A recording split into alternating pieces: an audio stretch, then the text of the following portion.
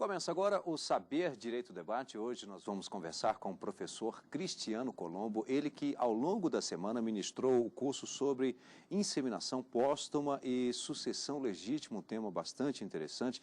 Tem aí como aula número 1, Histórico Mundial da Filiação, aula 2, do conceito de filiação no Brasil, a aula 3, Reprodução assistida pós-mortem, aulas 4 e a 5, Direito e a Sucessão Legítima 1 e 2. São as duas últimas aulas desse tema, como eu disse, inseminação póstuma e sucessão legítima, com o professor Cristiano Colombo. Quero aqui agradecer, professor.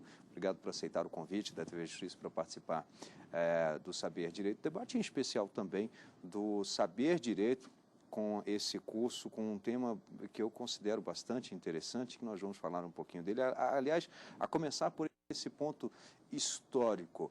Quando se fala em inseminação, logo vem à mente aquele laboratório, aquela coisa prateada, cheia de gelo, né?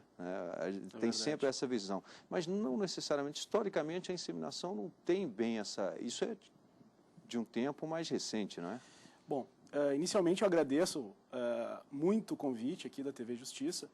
Eu gostaria de dizer assim que efetivamente esse é um tema que se vincula ao que nós podemos denominar de novos direitos, né? Porque na verdade as novas tecnologias, tudo que vem de novo no direito deve ser enfrentado, deve ser debatido, e que há um interesse social, há sim, né, uma necessidade de uma solução jurídica para isso.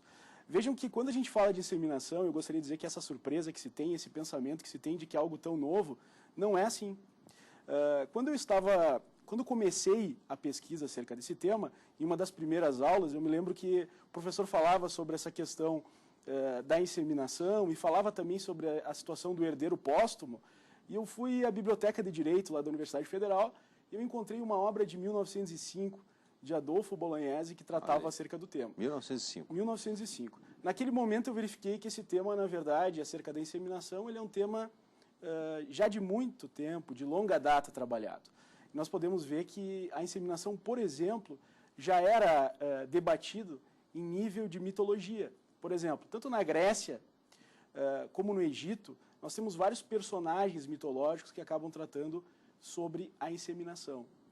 Veja que ao longo da história também, a inseminação ela vem sendo, em vários momentos, palco de grandes discussões, como, por exemplo, um célebre caso na coroa portuguesa, né, pelo século XV, sobre uma questão se havia ou não em determinado reinado havido uma inseminação artificial, já que um dos reis, né, considerado depois impotente, né, havia alegado e decretado que havia sido feita uma inseminação artificial para que não, enfim, tivesse a pecha, né, de ser traído, né? E posteriormente acabou reconhecendo que não era sua filha e que a inseminação artificial não havia sido concluída.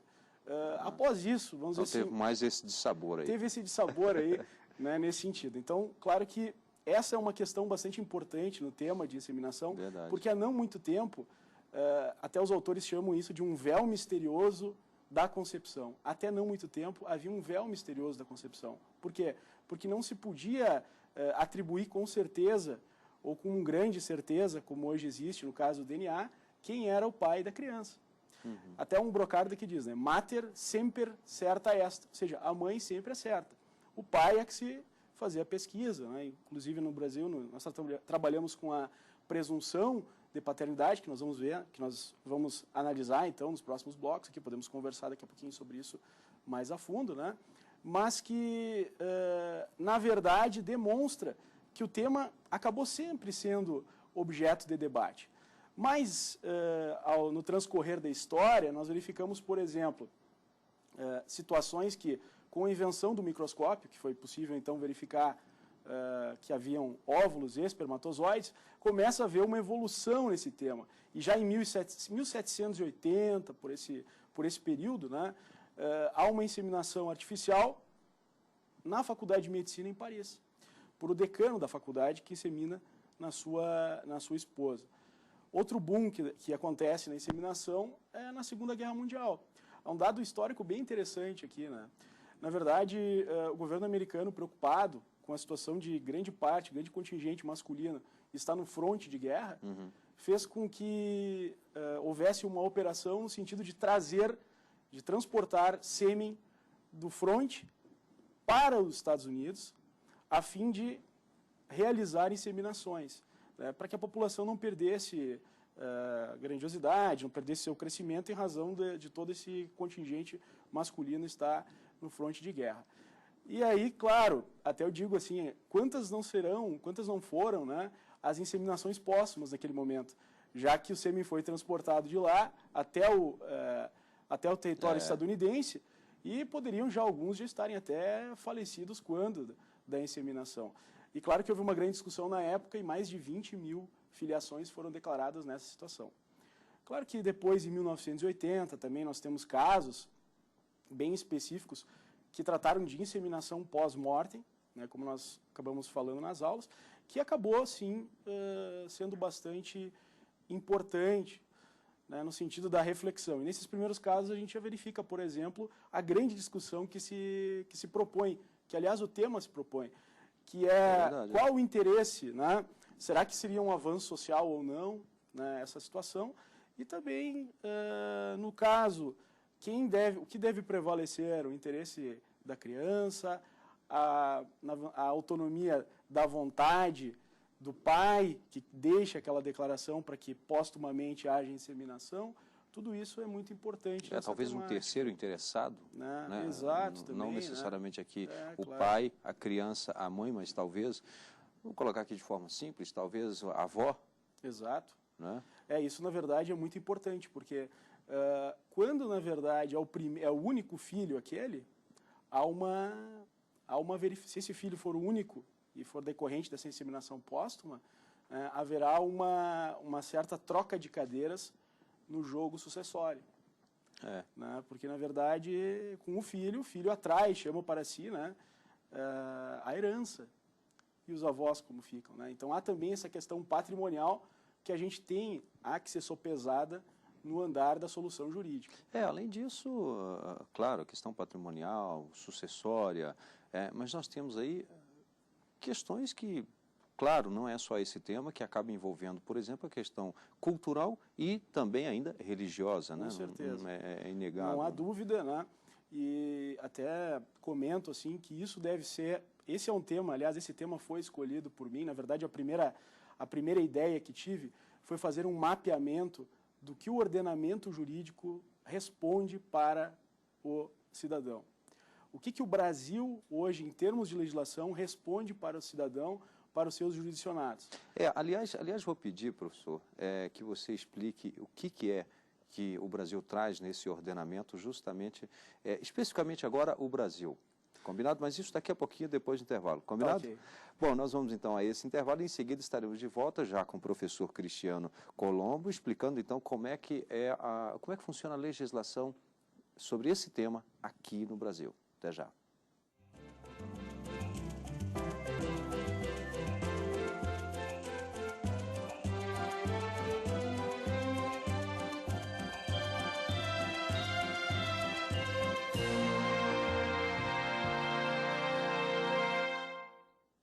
Estamos de volta com o Saber Direito Debate, hoje conversando com o professor Cristiano Colombo, que ao longo da semana ministrou o curso no Saber Direito, Inseminação Póstuma e Sucessão Legítima.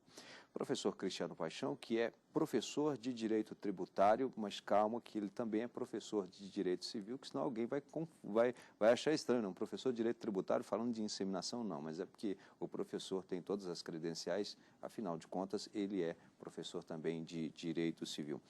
No finalzinho do bloco anterior, você trazia a norma no Brasil. Como é que o Brasil trata esse tema? Bem, então, na verdade, essa temática no Brasil, primeiro momento, eu acho que antes de começar a tratar do tema, é importante salientar que há que se tratar dessa temática com seriedade, responsabilidade, rigor acadêmico. Então, não se trata, na verdade, de ao referir ou mesmo se debruçar sobre esse assunto, né, passar a simplesmente levantar uma bandeira ou ser manifestante de algo. Não, é algo muito sério. É o estabelecimento de uma filiação após a morte. Isso é muito sério, né? Tem vários interesses que estão aqui em jogo. O interesse da criança, o interesse da sociedade, o interesse da família, mas primeiramente, né, o interesse da sociedade, o interesse da criança. No Brasil, quando a gente fala hoje de inseminação póstuma, nós podemos dizer que não há mais do que 20 palavras que tratam sobre isso na legislação. Isso me faz dizer que, hoje em dia, a matéria é extremamente lacunosa. Ou seja, não existem dispositivos ou normatizações que façam e que resolvam de uma maneira definitiva e pacífica a matéria. Tanto é que, por exemplo, hoje em dia, nós trabalhamos com uma legislação, com um artigo que está dentro da presunção de paternidade, é um inciso dentro da presunção de paternidade, uma regra ética que vem do Conselho de Medicina, Federal de Medicina, e ainda um enunciado, na verdade, do Conselho da Justiça Federal, que dá uma solução, ou uma ideia de solução para o caso. Me permita... A gente não tem nada formado ainda no sentido de uma jurisprudência. Na verdade, o que existe hoje, tratando de forma bastante objetiva, é o artigo 1597, que vai dizer: presumem-se concebidos na constância do casamento os filhos. Quando a gente fala casamento aqui, poderia se dar uma abertura também, evidentemente, para a união estável, né? Poderia se fazer uma interpretação extensiva, como se faz para vários momentos na Constituição e na legislação. Mas, lá pelo inciso 3, terceiro, diz assim: havidos por fecundação artificial homóloga. E esse é o meu tema, né? Inseminação artificial homóloga, ou seja, com o material, né, dos cônjuges ou dos companheiros, mesmo que falecido o marido. E é isso que diz a lei. Então, na verdade, há uma autorização póstuma. Veja, não fala nada em autorização, não fala nesse inciso de autorização. Aliás, para complicar um pouco, no inciso 5, quinto, diz assim: havidos por inseminação artificial heteróloga, esse caso, assim, quando os materiais são utilizados, não necessariamente, não dos cônjuges, mas, enfim, aí de um terceiro, que vai ser um doador, enfim, né? Diz assim: desde que tenha prévia autorização do marido. Então, o que acontece? Na inseminação artificial homóloga, que é o tema do nosso trabalho aqui, há uma pequena linha, uma frase, sem haver uma imputação de que tenha que haver uma autorização, não diz isso, enquanto que na outra hipótese diz que tem uma autorização expressa. Então, o que acabou gerando isso? Só para a gente poder entender bem. Acabou gerando 3 situações. Vamos aqui analisar assim de forma bem objetiva. Primeira situação. Enfim, o pai, em razão, vamos historiar um pouco, ele deixa lá o sêmen congelado. Por quê? Por que ele faz isso? Porque de repente ele vai fazer um tratamento, ele de repente é uma pessoa jovem, tenha lá os seus 30 anos, né? E daqui a pouco é acometido, por exemplo, de um câncer de testículos. E ele fica preocupado com isso, ou uma quimioterapia que ele tem que fazer, e aí o médico diz a ele: olha, é melhor que você se resguarde, se quiser ter filhos, e guarde o líquido seminal, congele, criopreserve, para futuramente poder ou não utilizar. Bom, e ele assim o faz. Não necessariamente nesse momento pensando em morte, né? Não necessariamente pensando em morte. Apenas o tratamento. Exato, perfeito. E aí ele vai lá e deixa, então, esse sêmen congelar, esse material genético dele. O que acontece? Lá no laboratório, veja, não há uma normatização específica sobre isso. Então, lá no laboratório existe um formulário. Que formulário? Depende do laboratório. Mas vamos imaginar que o laboratório tenha uma boa assessoria jurídica e o dono do laboratório, consultando um advogado, diz: é melhor você colocar aí se ele pode ou não utilizar após morte. E ele vai lá e marca que pode utilizar após morte. Aí, o que acontece? Nesse sistema se interpreta, dentro daquilo que diz a regra, dentro daquilo que o Conselho de Medicina diz e dentro daquilo que o Conselho da Justiça Federal afirma, que efetivamente é possível a inseminação póstuma e mais, ele é filho. Segunda hipótese, ele vai até esse centro e o formulário não diz isso. Há uma lacuna. Mas ele tem todo um projeto parental com a sua esposa e busca, então, né, isso através de... O que poderia ser um projeto parental? Olha, ele é uma pessoa que tem uma condição econômica, né, economicamente, ele tem muita vontade de ter filho, ele tem uma união duradoura com essa pessoa, né, ele externa a vontade da hereditariedade, poder transferir isso para alguém, poder transferir isso, não só a carga genética, mas o seu conhecimento e tal, e ele depositou. Então, quer dizer, nesse caso, vejam que a lei não obstaculiza, por quê? Porque a lei não colocou que deveria ter uma autorização. Aliás, a lei colocou que tinha que ter autorização quando? Na heteróloga. Esse que é o problema. Uhum. E o que é a lei? A lei não diz palavras vãs, a lei não traz palavras vãs. Então, se ela disse que na heteróloga era possível, né, interpretamos que hoje em dia, no ordenamento jurídico, seria possível fazer a inseminação. Veja que esse é uma interpretação do ordenamento jurídico vigente. Pois é, mas se ela define uma e não define o outro, não significa que o outro, então, é que está... talvez não pudesse receber essa mesma interpretação, já que uma... Ele faz diferença, né? Ele acaba fazendo diferença. Então, se o tratamento é diferenciado, bom, para um caso é uma situação e para outro é outra, se faz outra. Como se diz, né? Uma coisa é uma coisa, outra coisa é outra coisa. E o direito é cheio disso, repleto disso. Né? Então, quer dizer, o que nós temos aqui? Nós temos esta hipótese de ser possível se fazer inseminação, porque a lei não diz, há todo um projeto parental. Claro que se você me disser assim, mas professor, e se por acaso for um jovem que tenha 18 anos, né, e vá fazer esse tratamento, tenha realizado esse congelamento e a namorada dele, depois que ele morreu, quiser efetuar a inseminação póstuma. Bom, vejam que o cenário é completamente diferente, né? Não há uma união duradoura, não há um casamento, não há um projeto parental. Ele colocou ali exatamente porque, enfim, ele queria um dia ser pai, mas não necessariamente com essa moça, né, então com essa namorada. E a terceira e última hipótese, que seria o caso, então, de uma vedação expressa.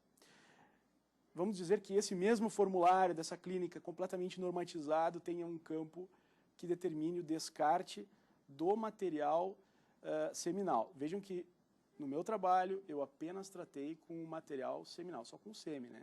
Eu não tratei com o embrião, que seria uma outra dissertação, uma tese, uma outra tese, uma outra normatização. Aí eu teria que fazer um outro estudo, né? Porque eu tenho que pensar em outros valores que são muito superiores à questão apenas do sêmen. No sêmen, né, apenas há, né, um material genético. O embrião é outra discussão, bem diferente. E aqui também aplica-se uma coisa, outra coisa, outra coisa. Caso a caso. Então, vejo que, das minhas conclusões, diria que o ordenamento jurídico hoje, como ele se encontra, ele permitiria o estabelecimento da filiação com autorização, permitiria o estabelecimento da filiação com um projeto parental, que, aliás, foi o que houve recentemente na jurisprudência, né, uma obrigação de fazer contra um laboratório no sentido de que viabilizasse, entregasse o material genético do falecido para que fosse possível a inseminação, exatamente dentro do que diz a lei. Porque, veja, com a devida vênia, com o devido respeito tanto ao Conselho de Medicina, como também ao enunciado do Conselho da Justiça Federal, não está na lei isso. E aí que é o ponto que nós temos que trabalhar. Então, o juiz de direito ele não foi contra a legis, né? O que ele fez? Ele simplesmente aplicou o código. Então, hoje, a fotografia que se apresenta é essa. Se nós queremos modificar, é outra coisa. Agora, a fotografia é esta. Bom, inclusive, tem que ver se tem algum projeto também, né, tramitando no Congresso. Nós vamos, inclusive, podemos tratar disso, inclusive, daqui um pouquinho, depois do intervalo. Até já.